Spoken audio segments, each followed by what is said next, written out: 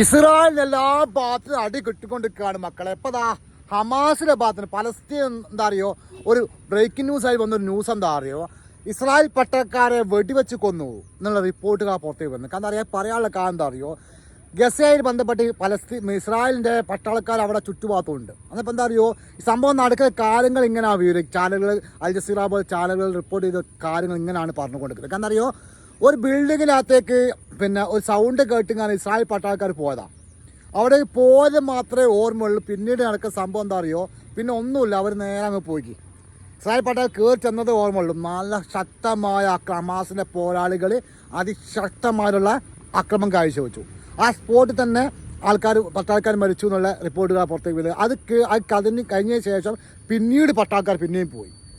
എന്നുവെച്ചാൽ രണ്ടാം ഘട്ടം മൂന്നാം ഘട്ടം പോയ പട്ടാൾക്കാർ, ഈ 3 ഘട്ടം പോയ ആൾക്കാർക്കും മാരകമായിട്ട് എന്താ പറയുക, അതിൽ 30ഓളം ഇസ്രായേൽ പട്ടാൾക്കാർക്ക് മാരകമായിട്ടുള്ള പരിക്കുകൾ ഏൽപ്പിക്കുന്നു. അതിൽ എന്താ അറിയോ, 15ഓളം ഇസ്രായേൽ പട്ടാൾക്കാർ മരിച്ചു എന്ന റിപ്പോർട്ടുകൾ പുറത്തേക്ക് വന്നുകൊണ്ടിരിക്കുന്നത്. എന്താ അറിയോ, ഹമാസിന്റെ ഭാഗത്തുനിന്നും ശക്തമായിട്ടുള്ള പോരാട്ടത്തിലേക്ക് ഹമാസ് ഇറങ്ങിക്കഴിഞ്ഞാൽ ഇറാന്റെ ഭാഗത്തുനിന്ന് ശക്തമായിട്ടുള്ള തിരിച്ചടി കിട്ടിക്കൊണ്ടിരിക്കുക. ഏത് സമയം നോക്കിക്കാൻ തിരിച്ചടി കിട്ടിക്കൊണ്ട് എന്താ പറയുക, ഇസ്രായേൽ നഗരം കത്തിക്കൊണ്ട് നിൽക്കാനുള്ള കാര്യം നമുക്കറിയാം. ഇപ്പം ഹമാസിന്റെ ഭാഗത്തുനിന്നും തൊട്ടപ്പുറത്തുനിന്ന് ഹൂതികളുടെ ഭാഗത്തുനിന്നും ഹിസ്ബുള്ളിന്റെ ഭാഗത്തുനിന്നും ഒക്കെ അടി ഇങ്ങനെ വെറുതെ കഴിഞ്ഞാൽ ശരിക്കും പറയുകയാണ് ഇസ്രായേലിന്റെ കാര്യം കട്ടപ്പോക്കാണ്. ഈ അമേരിക്ക എന്നൊരു രാജ്യം ഒപ്പരല്ലെങ്കിൽ പിന്നെ എന്താ അറിയോ, ഏകദേശം തീരുന്ന രൂപത്തിലുള്ള കാര്യങ്ങളാണ് ഇസ്രായേലിലെ കാര്യം. അതുപോലെ തന്നെ എന്താ അറിയോ, ഇസ്രായേലിന്റെ പ്രധാനപ്പെട്ട ന്യൂസ് വരുന്നത് അറിയോ, ഗസയിലുള്ള 200ഓളം പട്ടാൾക്കാരെ കാണില്ല റിപ്പോർട്ട് വന്നുകൊണ്ട് കേട്ട് മനസ്സിലായ. ഗസയിലുള്ള 200ഓളം പട്ടാൾക്കാരെ കാണുവാനില്ല. അതിന് വേണ്ടി ശക്തമായ തിരച്ചിൽ നടത്തിക്കൊണ്ടിരിക്കുക. അതൊക്കെ പോയി.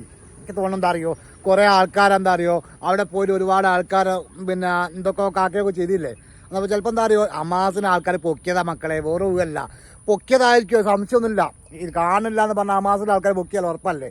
ഓരോ നാട്ടിൽ പോയിട്ട് അവിടെ പോയിട്ട് ആൾക്കാരെ പൊക്കി കൊണ്ടുവന്ന ടീമാണ്. അതുവരെ മോചിപ്പിക്കാൻ ഹമാസിന് ഇസ്രായേലിന് കഴിഞ്ഞിട്ടില്ല. 2 കൊല്ലായി.